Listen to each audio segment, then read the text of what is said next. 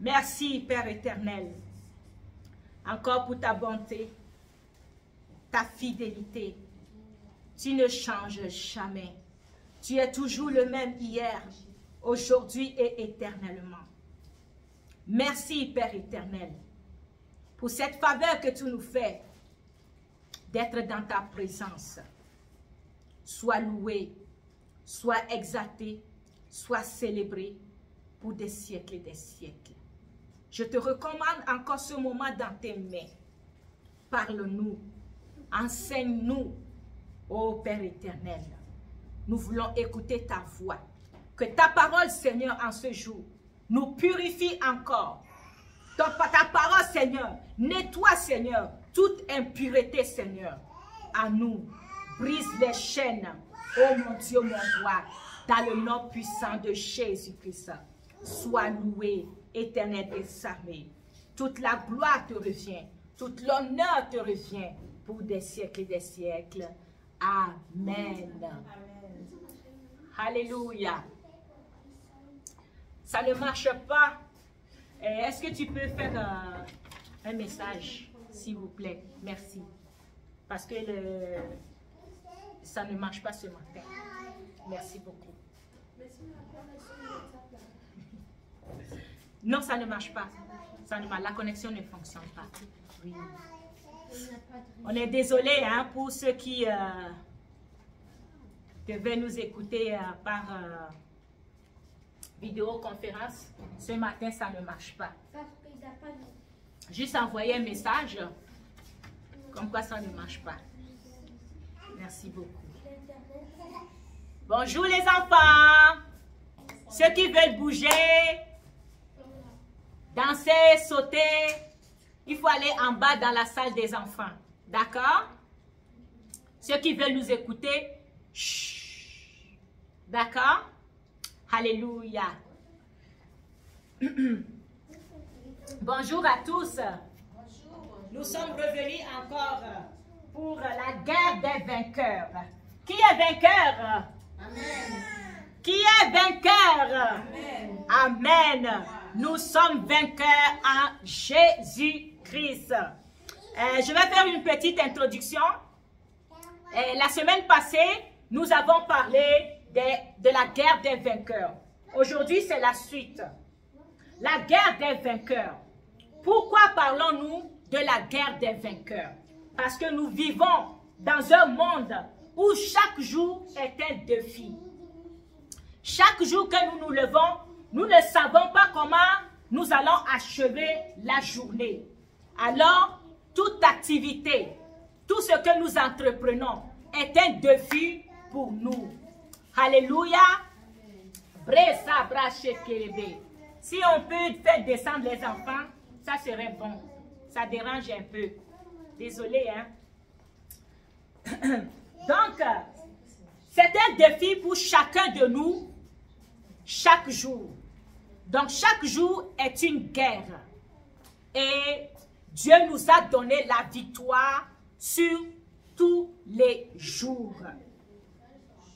Il nous a placés dans le camp des vainqueurs. Pour ceux qui n'ont pas suivi ou ceux qui n'étaient pas là la semaine passée, peut-être réécouter les vidéos de la semaine passée, vous allez mieux comprendre. Dieu nous a donné la victoire depuis le début.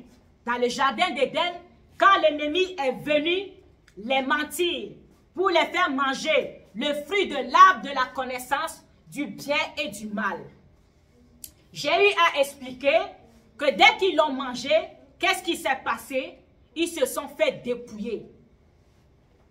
Le diable les a dépouillés de la force, de la puissance que Dieu les avait déjà donnée. Parce que quand Dieu a mis Adam et Ève dans le jardin, il les a dit dominer. Dominer sur toute la création. Dominer sur toute chose. Mais quand le serpent est venu, ils n'ont pas pu dominer. Ils n'ont pas pu le vaincre. Le serpent est venu en douceur parce qu'il était l'animal le plus rusé du jardin. Il a utilisé la ruse pour les tromper et voler leur puissance. Alléluia.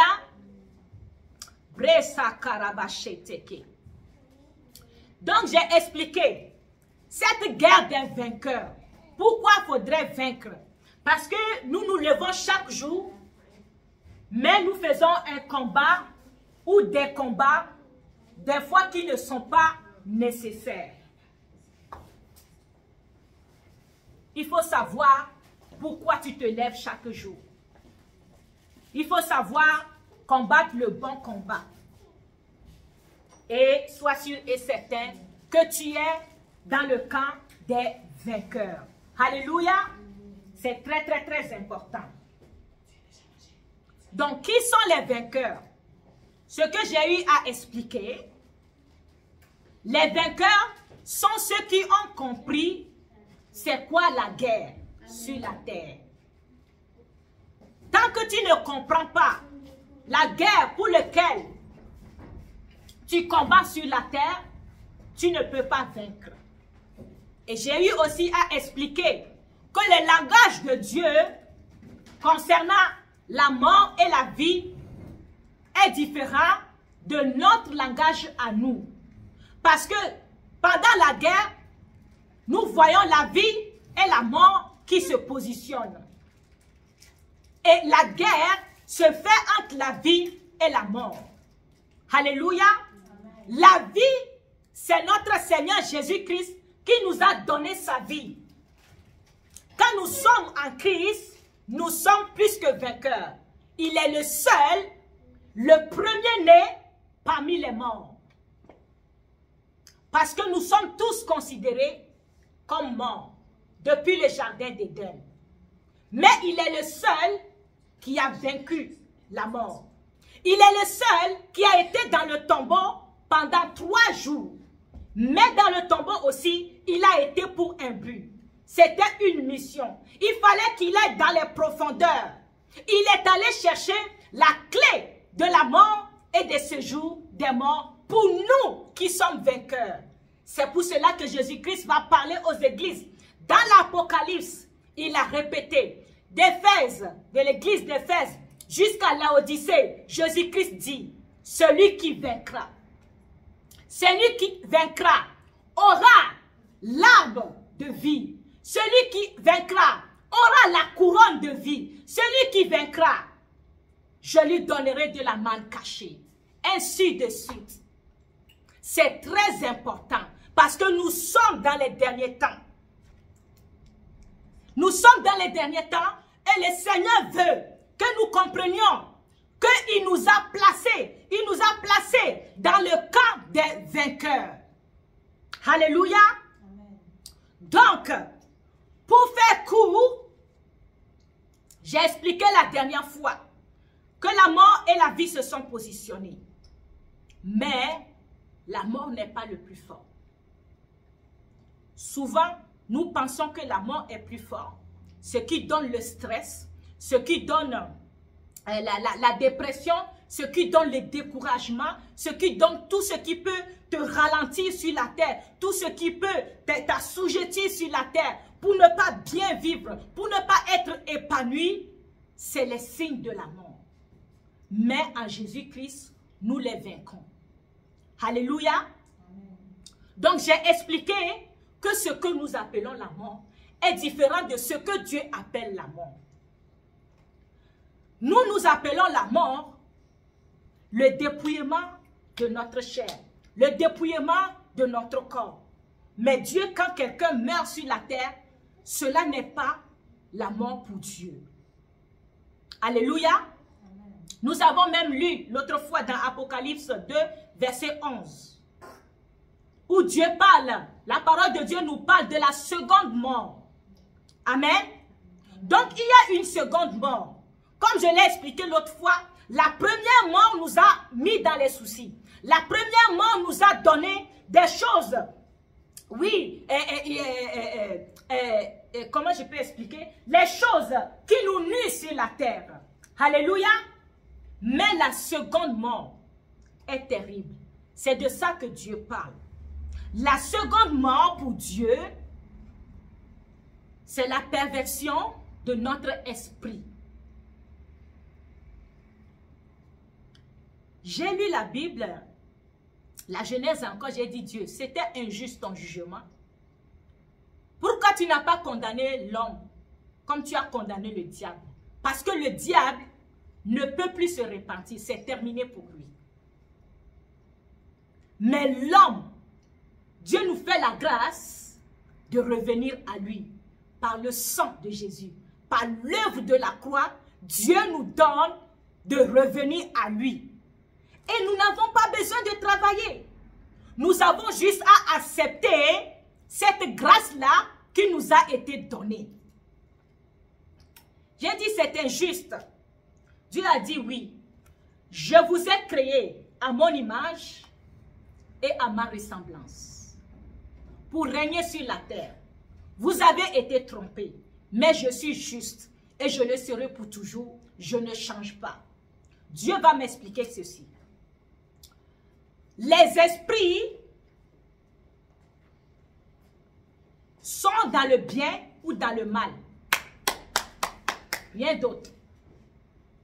Soit tu es démon, soit tu es un ange de Dieu. Alléluia. Parce que les démons sont les anges du diable. Soit tu es démon du diable, ange du diable, soit tu es ange de Dieu. Et Dieu, quand tu fais quelque chose, si les anges ou les esprits font quelque chose, automatiquement, il les trie, il les met de côté. C'est comme nous les humains. Quand nous achetons des choses, ou quand nous ouvrons notre frigo, nous voulons nous servir à manger, quand nous voyons quelque chose qui n'est pas bon, qui est périmé, qui n'est pas consommable, nous les mettons où? À la poubelle. Donc, l'enfer n'est pas créé pour l'homme. L'enfer est créé pour le diable et ses anges qui sont des démons qui ne sont plus bons pour Dieu. Dieu les a jugés ainsi. Ils sont devenus impurs. Donc, l'homme, comme je l'ai expliqué précédemment, l'homme est d'abord esprit. Parce que Dieu nous a fait à son image et à sa ressemblance. Et nous a mis dans un corps.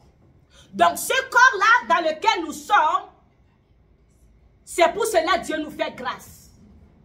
Tant que tu es sur la terre, cette grâce-là, tu peux la saisir. Mais dès que ton âme sort de ton corps, tu deviens quoi? Ton âme sort de ton corps, c'est là le piège. Quand ton âme sort de ton corps reste ici, ton esprit est parti. Donc tu deviens esprit. Comme tu étais au départ auprès de Dieu quand il t'a soufflé. Alors tu es jugé automatiquement comme les esprits. La grâce n'est plus là. Alléluia. Vous me saisissez? Amen. La grâce n'est plus là. Quand tu quittes ton corps, c'est terminé. La grâce à la fin ne peut pas aller dans les lieux célestes, ne peut pas t'accompagner là-bas. Donc, il y a des gens des fois qui parlent de la purgatoire, ça n'existe pas. Tant que tu es sur la terre, tu peux être purifié par la parole de Dieu, comme nous sommes en train de recevoir en ce moment. Quand tu reçois cette vérité, ça te purifie. Tu peux marcher selon la parole de Dieu. Mais une fois que ton corps te lâche, tu deviens encore esprit, tu retournes dans les lieux célestes, tu es jugé selon les esprits. Alors, ta place, si tu as choisi la vie, tu seras avec la vie. Si tu as choisi la mort, tu seras avec la mort. Alléluia. Amen. Dieu est juste. Dieu est merveilleux. Amen. Dieu est intelligent. Amen. Alléluia. Amen. Quand je vois ces merveilles, je suis étonné. Rebrochabra. Je disais à Dieu, je ne peux pas prêcher.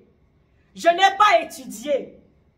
Mais Dieu, quand il te donne la révélation, il n'y a pas une question d'étude. J'ai mis ça de côté. Alléluia. Donc, Tant que tu es dans ta chair, sur la terre, reçois la grâce de Dieu. Reçois la bonté de Dieu. Reçois, oui, l'œuvre de la croix que Jésus-Christ a fait pour nous gratuitement. Alléluia. Nous allons lire la parole de Dieu pour avancer. J'espère que j'ai été clair. Ça, ce n'est que la première partie que j'ai essayé de réexpliquer. Alléluia. Nous allons lire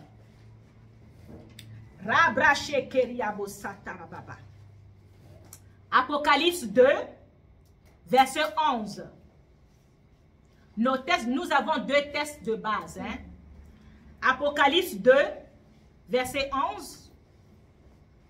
Ensuite, nous allons lire Luc 9, verset 56, 51 à 56. Je vais vérifier. 51 à 56. Rabrosi karabashi taraba. Rebrosi tarabashi kiri. Rambrosi abrasoto koro. Nous allons commencer avec Apocalypse 2, verset 11. Vous y êtes? Amen. Ok, je lis la parole de Dieu. Que celui qui a des oreilles entende ce que l'Esprit dit aux églises. Celui qui vaincra n'aura pas à souffrir la seconde mort. Alléluia. Amen. Maintenant, nous allons voir notre Seigneur Jésus-Christ dans Luc 9, verset 51 à 56. Je lis aussi la parole de Dieu ici. Lorsque le temps où il devait être enlevé du monde approcha, Jésus prit la résolution de se rendre à Jérusalem. Il envoya devant lui des messagers qui se mirent en route et entrèrent dans le bourg des Samaritains pour lui préparer un logement. Mais on ne lui reçut pas parce qu'il se dirigeait sur Jérusalem.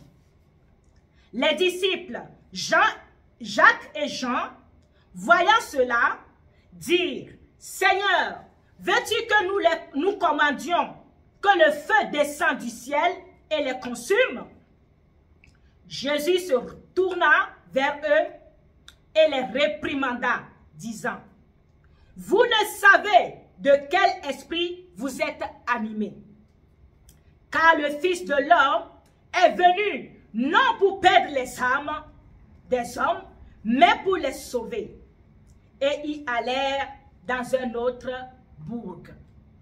Alléluia. Nous voyons, Jésus-Christ nous dit, celui qui vaincra n'aura pas à souffrir la seconde mort. C'est le but pour lequel Jésus-Christ est venu se sacrifier pour que son sang purifie notre esprit qui a été souillé. C'est gratuit. C'est gratuit. Et nous voyons ici les disciples qui sont formés ou qui étaient formés pour prendre la relève du travail de notre Seigneur Jésus-Christ. Qui l'accompagne? Qui l'accompagne pour entrer dans un village des Samaritains, mais on ne le reçoit pas. Et ces disciples-là veulent tout de suite faire la guerre. Alléluia. La guerre des vainqueurs. Ils sont des vainqueurs déjà. Parce que Jésus-Christ les a choisis. Mais ils n'ont pas compris quelque chose. Ils n'ont pas compris l'œuvre que Jésus-Christ est venu faire sur la terre. Ils n'avaient pas encore saisi comment est-ce qu'il allait le faire. Ils n'avaient pas encore eu connaissance de comment est-ce que Dieu voulait sauver Israël. qui était le peuple de Dieu. Bien-aimé, si tu es chrétien ou pas chrétien, tu as été créé par le même créateur que moi, que les Juifs. Dieu nous a tous prédestinés à nous sauver. Mais le choix nous revient.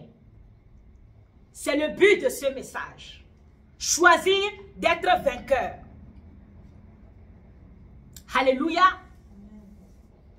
La parole de Dieu nous dit que ceux qui adorent Dieu doivent l'adorer en esprit et en vérité. Alléluia. Pourquoi adorer Dieu en esprit?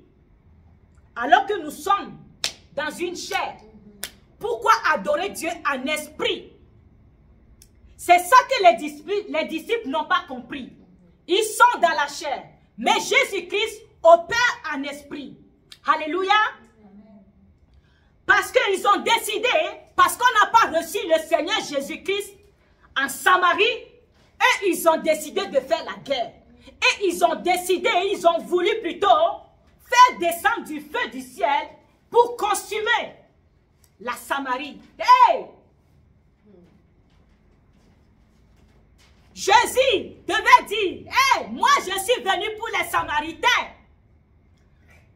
Mais dans la chair, les Samaritains et les Juifs, le reste d'Israël, ne s'attendaient pas. Il y avait déjà une guerre entre eux. Ils ne s'attendaient pas. Pourquoi? Parce que les Samaritains n'adoraient pas le Dieu d'Israël, l'Éternel des armées, le Créateur de toutes choses. Ils avaient leurs idoles. Alléluia. Il faut comprendre ça. À l'époque, la Samarie a été assujettie par les Assyriens. Les Assyriens sont venus à cause du péché que le peuple d'Israël faisait. À chaque fois que quand tu vis dans le péché, tu n'as plus de force. L'ennemi prend pouvoir sur toi. Et c'est ce qui arrivait toujours au peuple de Dieu. Donc, les Israéliens avaient abandonné un peu. Est-ce que c'est un peu même? Totalement Dieu. Ils ne suivaient même plus les commandements de Dieu. Donc, qu'est-ce qui s'est passé? Les Assyriens sont venus, les assujettis. Ils les ont vaincus. Et à l'époque, tant que moi je te vainc, c'est ça? Quand je te vainc, je peux faire tout ce que je veux de tes hommes, de tes enfants, de ta famille. Donc les Assyriens ont décidé que la ville de Samarie là va les appartenir. Et ils ont déporté le peuple d'Israël qui habitait en Samarie, en Assyrie. Alléluia. Mais ils n'ont pas laissé la Samarie vide. Ils ont apporté d'autres peuples aussi. Ils les ont ramenés à Samarie pour vivre là-bas. Ils ont amené plusieurs peuples. Alléluia. Ils ont amené plusieurs peuples. Et ces peuples-là sont venus avec leur Dieu à eux. Et ces peuples-là ont commencé à pratiquer leurs abominations. Et le reste d'Israël ont fait non. Nous, on ne marche pas comme ça. Restez dans vos coins. Donc, c'est ça qui a fait que les deux peuples, finalement, ne s'attendaient pas. Alléluia. Jésus-Christ va rencontrer aussi la femme samaritaine à un moment donné. Et la femme samaritaine va dire à Jésus-Christ, nous, nos aïeux, adoraient ou adorent sur cette montagne. Mais vous, vous disiez d'aller adorer en Israël. Cette femme-là aussi va dire à Jésus, comment toi, un homme juif, moi, samaritaine, je vais te servir à boire? Nous n'avons pas de relation ensemble. Nous n'avons rien à faire ensemble. Pourquoi tu me demandes de l'eau?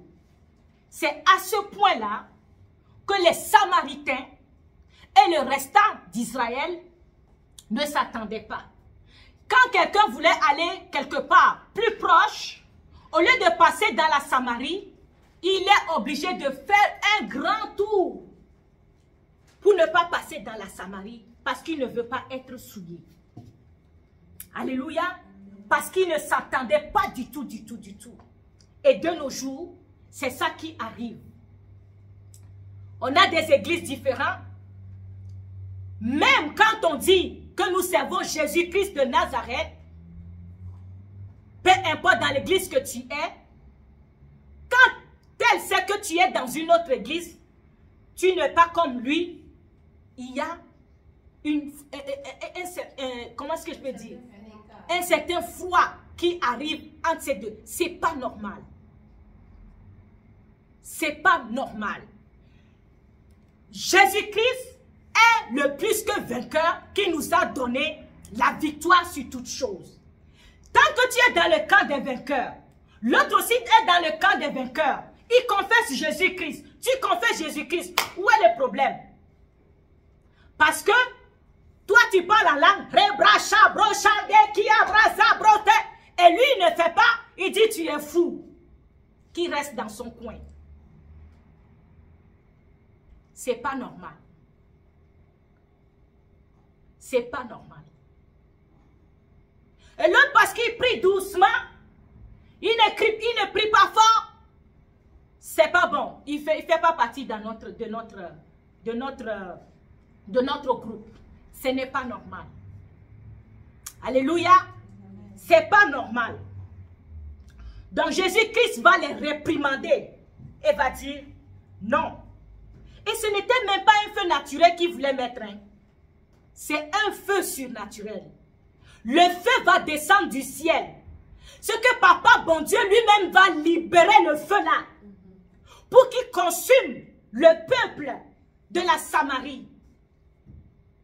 Ah. Mais Jésus-Christ est venu pour le peuple de la Samarie, même s'ils étaient dans l'idolâtrie. Même s'ils vivaient, ils adoraient un autre Dieu. Jésus-Christ a payé le prix pour ça. Parce que nous tous, nous avons péché. Il n'y a pas un qui n'a pas péché parmi nous. Jésus-Christ a donné son sang pour le plus puissant. Je vous dis, le plus puissant pécheur. Le plus puissant assassin. Il a donné son sang pour lui. Peu importe comment il est. Alléluia. Rabracha presiteke. Robracha presitaraba.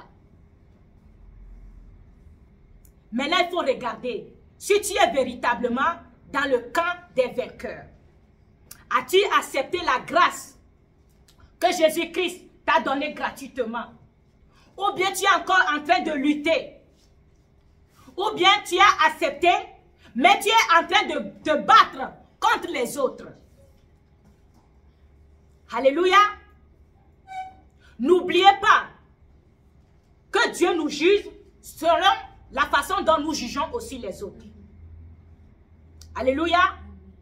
Jésus-Christ a dit, je ne suis pas venu pour juger. Je suis venu pour sauver. Il a répété ici, je ne suis pas venu pour perdre les âmes. Les gens disent que oh, Jésus-Christ là, il est sévère. Les chrétiens là, ils sont sévères. Pourquoi Dieu est Dieu? Pourquoi il nous a créés? Pourquoi il veut nous détruire? Non. Dieu ne veut pas nous détruire. Au contraire. Quand Adam et Ève ont péché, qu'est-ce qu'ils ont fait? Quand ils ont compris qu'ils sont nus, ils sont allés chercher les feuilles de figuier. Ils se sont cachés, ils ont caché leur nudité avec.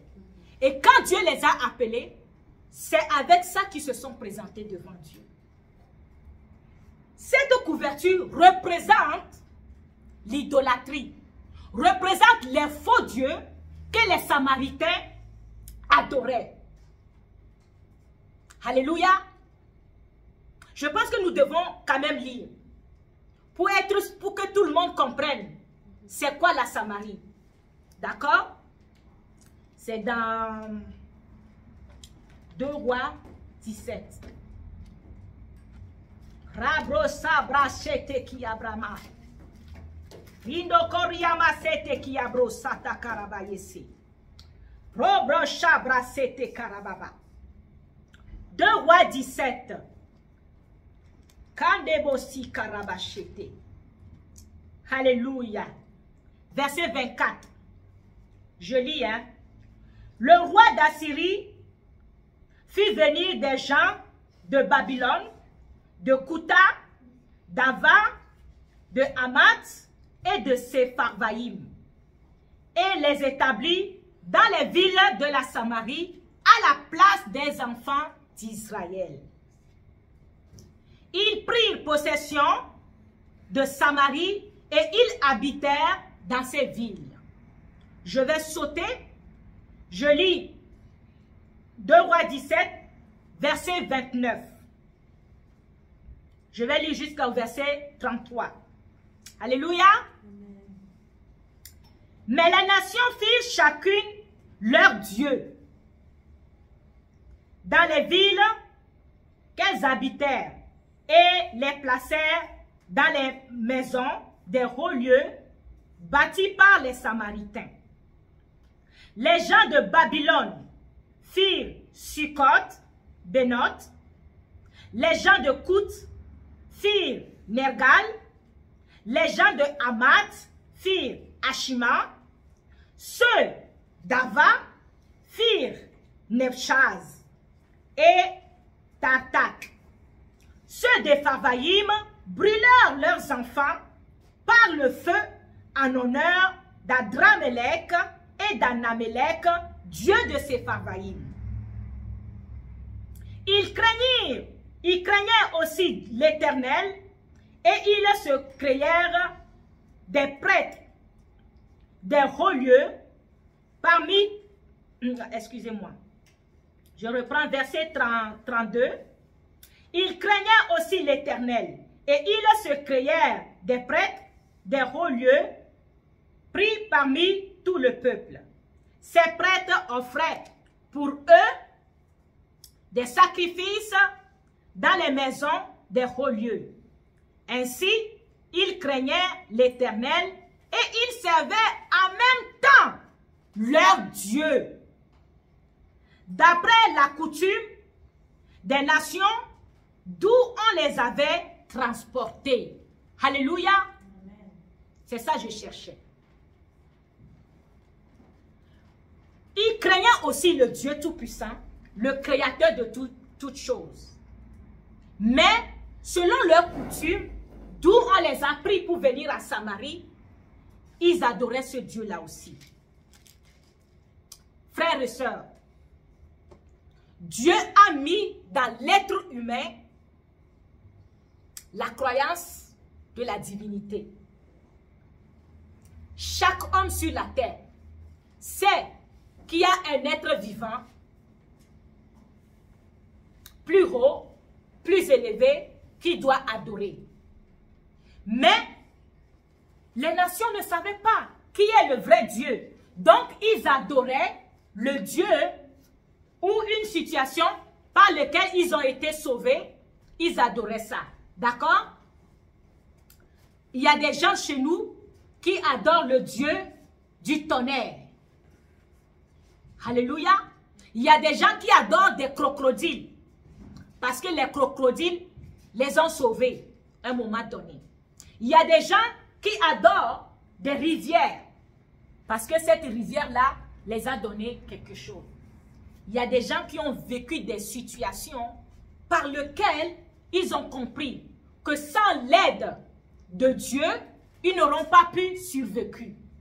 Alors, ils ont pris, selon chaque situation qu'ils ont vécue, ils ont dit, ah, c'est la main de Dieu. Donc, mon Dieu se trouve dans cette rivière. Mon Dieu se trouve dans ce crocodile. Mon Dieu se trouve sur cette montagne. Mon Dieu se trouve dans cette forêt. C'est ainsi que l'être humain a adoré la créature de Dieu au lieu d'adorer Dieu lui-même.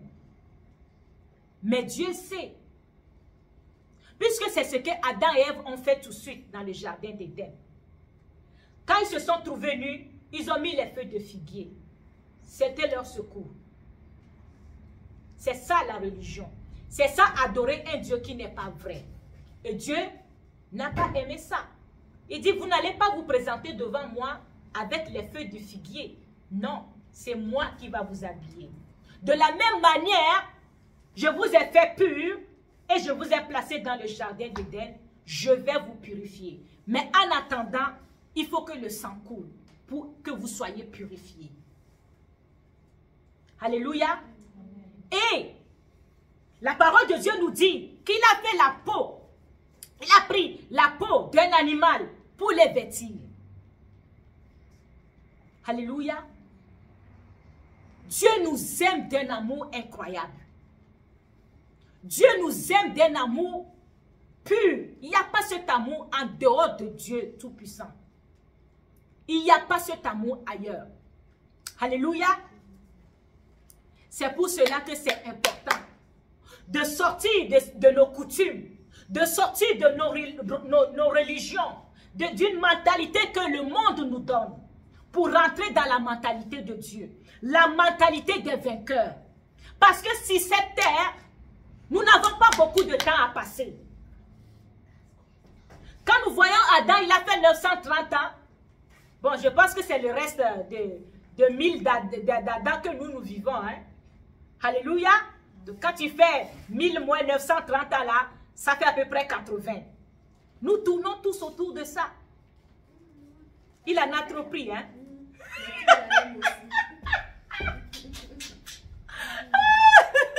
Il en a trop pris. Alléluia. Donc, nous ne vivons pas longtemps ici, mais nous sommes créés selon Dieu, qui est esprit, qui est éternel. Alléluia. Donc, notre esprit aussi est éternel. On est mieux de faire tout pour purifier notre esprit et vivre longtemps.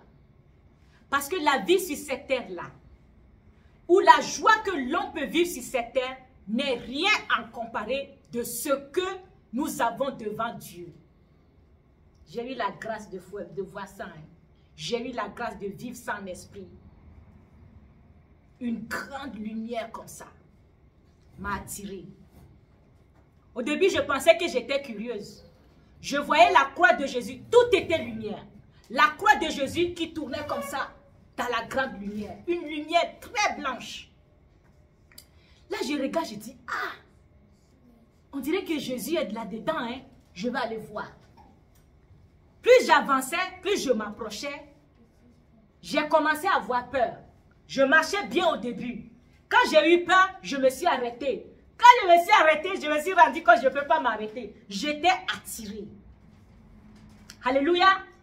Je ne marchais pas toute seule. J'étais attirée. Oh, quand Dieu dit, quand Jésus-Christ a dit que le Père vous attire, c'est lui qui vous attire, c'est là que j'ai compris cette parole.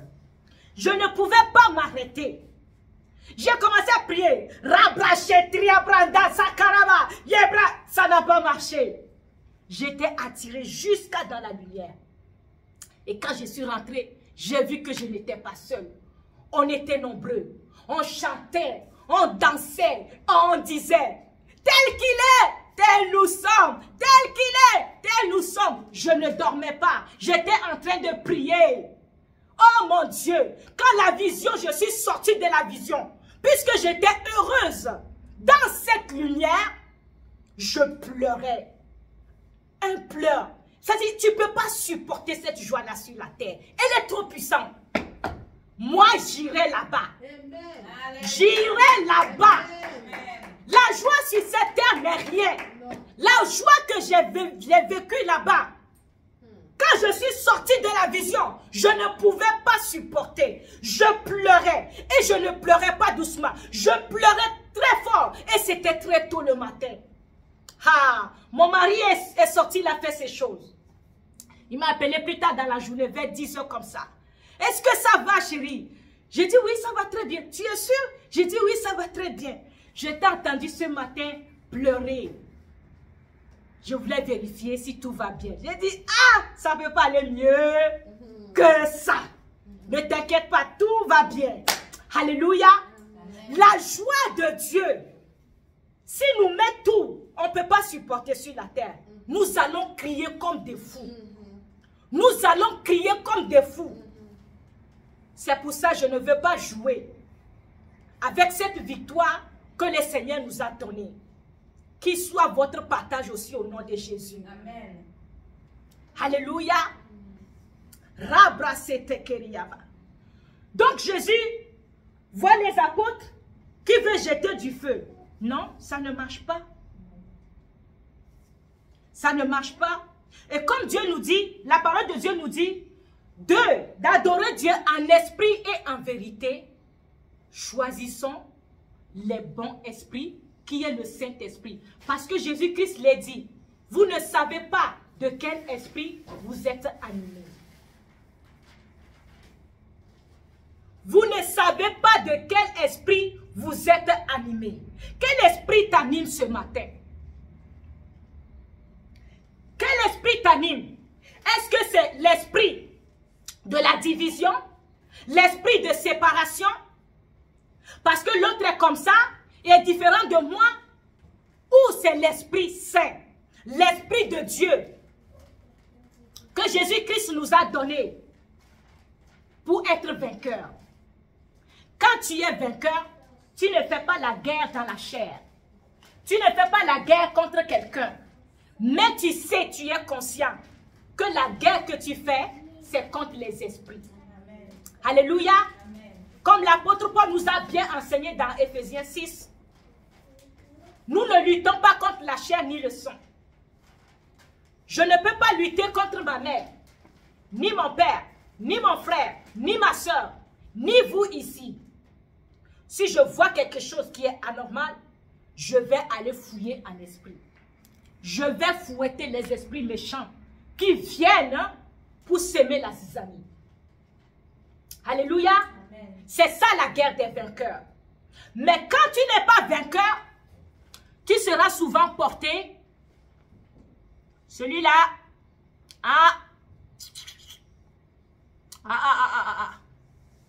Oui, il est vrai. Hein? On n'est pas appelé à s'asseoir avec tout le monde. Ça, il faut être conscient de ça. Il ne faut pas qu'on soit tout le temps à l'extrémité. Ok. Donc, mais tu as une paix envers la personne. Tu ne lui en veux pas, mais tu sais que vous n'êtes pas fait pour rester ensemble. C'est tout. Mais quand tu apprends que cette personne même est en malheur, tu ressens une compassion pour lui. C'est ça être vainqueur. La compassion. Notre Seigneur avait la compassion pour tout le monde. Les prostituées ont eu le salut. Les malades ont été guéris. Les lépreux ont été guéris à cause de la compassion, à cause de l'amour qu'il avait pour nous. Être vainqueur, c'est être dans la famille des amoureux du Christ. Alléluia. Vous allez voir dans l'Apocalypse, l'église d'Éphèse, Jésus-Christ a dit, tu as perdu ton premier amour. C'est l'œuvre de la croix. Jésus-Christ est venu pour les âmes. C'est ça notre premier amour. On oublie souvent, hein, quand on quitte la vie de païen, tu rentres dans la vie de vainqueur, tu as oublié ton premier amour là où tu étais. C'est de ça Jésus-Christ nous parle. Le premier amour, c'est l'œuvre de la croix qui t'a attiré vers moi, le Christ. Oublie pas ça. Et quand nous oublions, nous laissons les autres de côté, soit nous les offensons encore plus, ou soit nous les brisons et ils n'ont pas envie de nous suivre. Alléluia. Dieu nous donnera l'occasion d'aller dans ces églises-là, un à un, et nous allons mieux comprendre. Alléluia. Donc, les apôtres ne pouvaient pas envoyer le feu. Parce que le Seigneur des Seigneurs était venu pour nous donner la victoire. Et pour donner à la Samarie aussi la victoire. La victoire sur la mort. Parce qu'ils vivaient dans la mort. Leur relation ou leur religion les empêchait d'avoir le salut. Jésus-Christ est venu pour le salut de chaque personne. Ça te prend quoi pour devenir vainqueur? Alléluia. C'est là maintenant, je vais y aller. Ça te prend quoi pour devenir vainqueur? Qu'est-ce que tu dois faire pour devenir vainqueur? Nous allons d'abord voir la première personne qui a été vainqueur avant Jésus-Christ. C'est Abraham. C'est de lui que nous sommes tous nés. Nous allons lire la promesse que Dieu a faite à Abraham. Dans Genèse 12, versets 1 à 3. Nous allons tout de suite comprendre comment faire pour être vainqueur.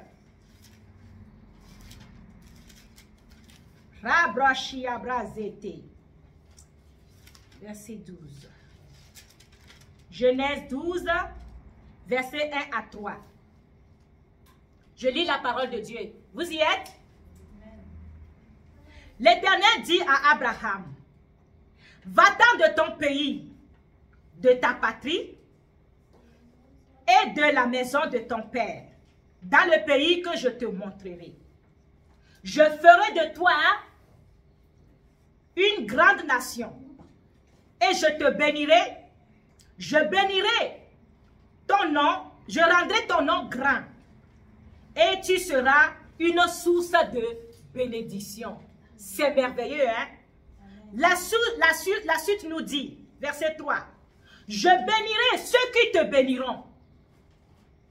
Je maudirai ceux qui te maudiront. Et toute la famille de la terre seront bénis en toi. Qui est cet homme-là que Dieu va choisir et il va lui faire toutes ces promesses-là? Toute la famille de la terre. Toute la famille. Pas un seul. Dieu n'a mis personne de côté. Il a dit toute la famille de la terre seront bénis en toi. Je ferai de toi une source de bénédiction. Alléluia. Il a dit de quitter d'abord la maison de son père, sa patrie et son pays. Pourquoi Dieu lui dit de quitter? Comme je l'ai dit dès le départ, chaque nation avait trouvé son Dieu un jour quand il a été sauvé. Et il a transmis ça à ses enfants. Ses enfants, leurs enfants ont transmis à leurs enfants. Et c'est comme ça qu'on s'est retrouvés tous avec des dieux différents. Mais dans tout ça, nous avons le Dieu des dieux. Le Dieu très haut. Le Dieu tout-puissant. Le Dieu à qui appartiennent tous ces dieux-là. Ce que les gens ne savent pas, quand tu pries ce Dieu-là, c'est les esprits méchants qui te répondent. Mais quand eux, ils te répondent, ils prennent quelque chose en retour. Ils prennent quelque chose en retour. Qu'est-ce qu'ils peuvent prendre? C'est toujours la vie. Parce que eux, ils sont déjà morts, condamnés à mort. Les démons sont condamnés à mort. Le diable est condamné à mort. Il n'a rien à te donner d'autre que la mort. Nous comprenons. Si vous avez compris que Dieu, selon la façon dont il parle, est différent de notre façon de parler, les démons n'ont rien à te donner que la mort. Mais en retour, ils font semblant de te donner quelque chose, mais ils volent ta vie. Ils volent la vie de tes enfants. Ils volent la vie des gens autour de toi. Comment? Peut-être dans une famille, quand les aïeux sont allés chercher leur Dieu, ils ont pris quoi? Ils ont dit, dans votre famille, les filles ne vont pas se marier. Jamais, jamais, jamais se marier. Ils vont aller en concubinage, de concubinage en concubinage. séparation en séparation, mais ils n'auront rien. Par contre, vous serez riche. Tu peux tout avoir. Mais l'essentiel, tu ne l'as pas. La mort est là, toujours. Ce n'est pas un Dieu. Le diable n'est pas un Dieu. Les esprits démoniaques ne sont pas des dieux. C'est des menteurs, des voleurs. Leur travail, c'est de voler la respiration. Ils peuvent aussi te donner quelque chose. Et en retour, ils prennent la vie de ton enfant. Vous voyez, dans les familles, il y a un là, il est le souci de tout le monde. Paralysé. Dieu n'a créé personne pour vivre ainsi.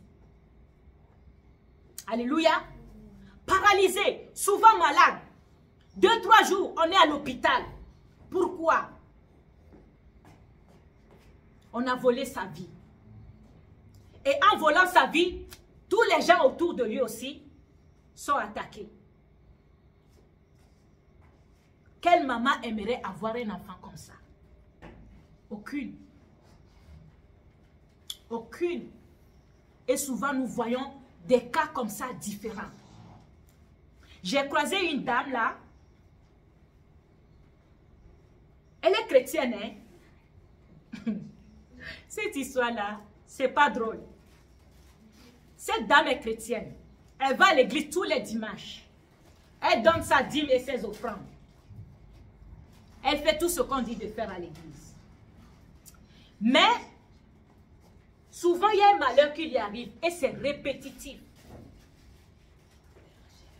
Au milieu du travail.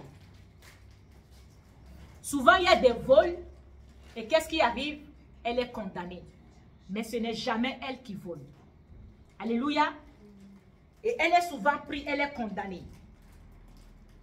Et ça ne fait pas longtemps, l'histoire dont je vous parle. Cette histoire va se répéter encore dans l'entreprise où elle travaillait.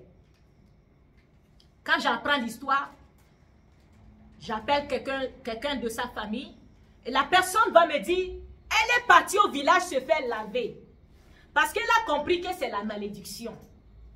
Elle n'a pas été à l'église prier. Hein. Elle est chrétienne. Écoutez bien ça.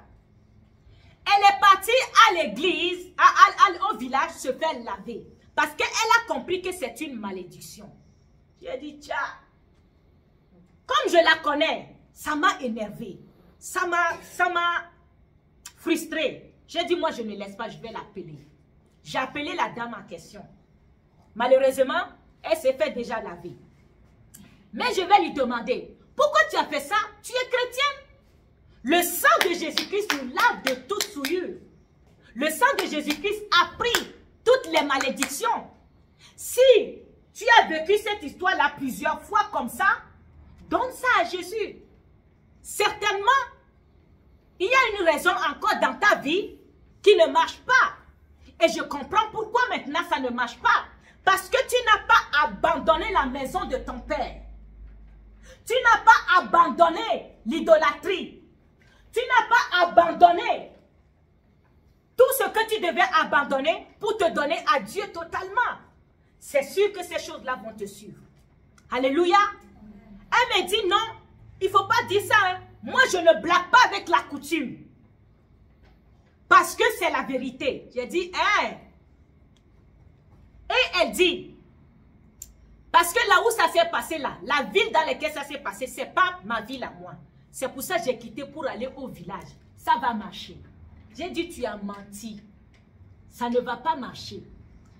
La ville que tu as quittée pour aller au village là, oui, ça ne t'appartient pas. Même ton village là, ça ne t'appartient pas. Ça appartient à Dieu Tout-Puissant. Celui qui a créé les cieux et la terre. Ça ne marchera pas. Et toi-même là, ce village là, ce n'est pas ton village. Quand tu viens en Christ là, ton village là, c'est le royaume des cieux. Alléluia. Alléluia. Ta mentalité là, c'est le royaume des cieux. Amen. La vie chrétienne là, les gens le prennent pour une vie ordinaire. Je vais vous dire mes frères, la vie chrétienne n'est pas une vie ordinaire. Ce n'est pas une vie naturelle. C'est une vie surnaturelle. Il faut être surnaturel pour combattre contre le surnaturel. Alléluia. C'est pour ça que Jésus-Christ est descendu pour nous donner la clé. Tu ne peux pas vivre une vie ordinaire. Je suis chrétien, Non, ça ne marche pas. Il faut comprendre la vie de l'esprit. C'est ça que Jésus-Christ est en train de dire aux apôtres. Vous ne savez pas de quel esprit vous êtes animés. Vous avez un esprit naturel. Ça ne marche pas. Ça prend un esprit surnaturel pour vaincre la mort surnaturelle. Quand je parle de la mort là, ce n'est pas les derniers temps, seulement quand Jésus-Christ va séparer, dire, toi tu es mort, va là-bas. Non! Parce que la mort là te suit déjà sur la terre. Comme l'exemple que je viens de dire, de cette femme, ou des gens qui vivent des situations horribles. Il faut être surnaturel, avoir la vie de Dieu, avoir la vie du Christ, comprendre les combats, les bons combats, pour savoir comment attaquer, pour savoir comment vaincre, pour savoir comment gifler l'ennemi. Alléluia. Amen. Nous ne pouvons plus avoir une vie ordinaire. Je refuse ça dans ma famille. Je refuse ça parmi mes amitiés. Je refuse ça parmi mes connaissances. Je refuse cela dans mon entourage. Alléluia.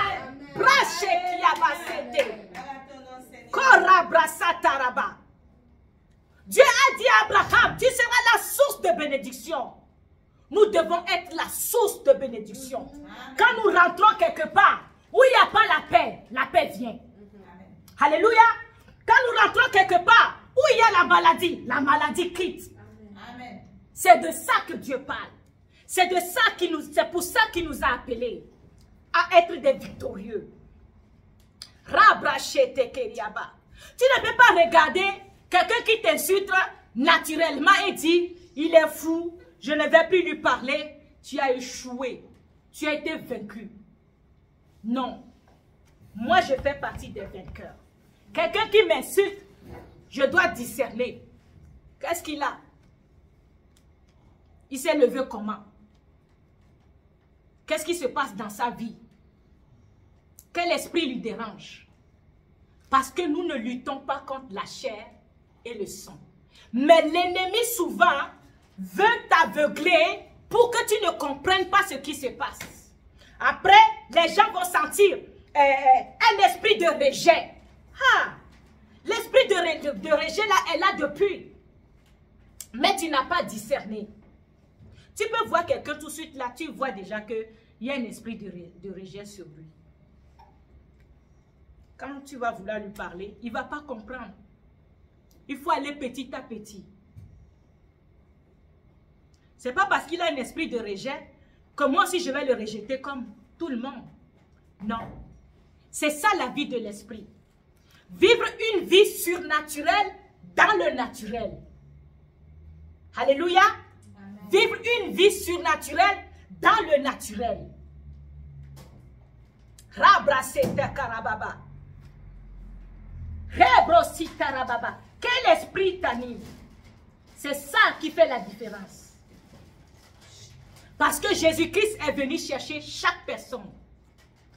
Quel esprit t'anime? C'est ça qui va déterminer maintenant si tu es vainqueur ou tu n'es pas vainqueur. Oui, tu as le salut, tu es vainqueur. Mais il faut être plus que vainqueur. Quand tu braves sur les situations, quand quelqu'un t'insulte, ça ne rentre pas. Tu as déjà un contre-balle. Ça ne marche pas, tu ris, la personne dit, hey, c'est la bête. Non, parce que tu es plus que vainqueur. Amen. Alléluia. Ça ne marche plus.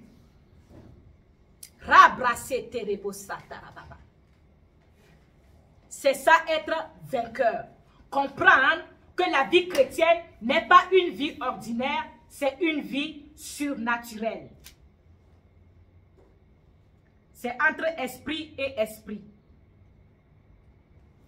Ce n'est pas esprit et chair.